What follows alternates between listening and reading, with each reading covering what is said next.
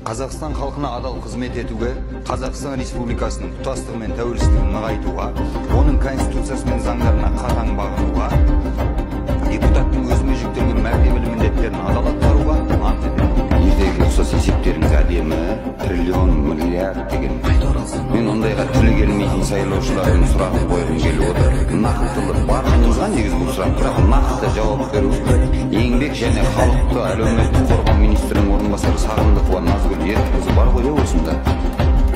Өте қуаныштымын. Оңызда қаламсақ пен парақ болса алсаңыз жақсы болатын еді. Мен сізге цифр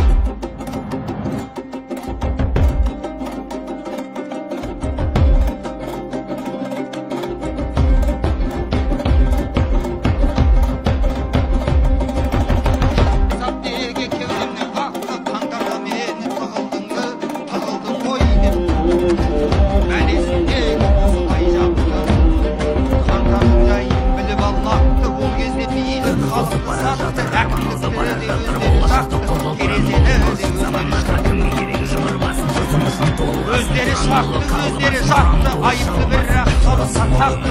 İlk bir realistik bir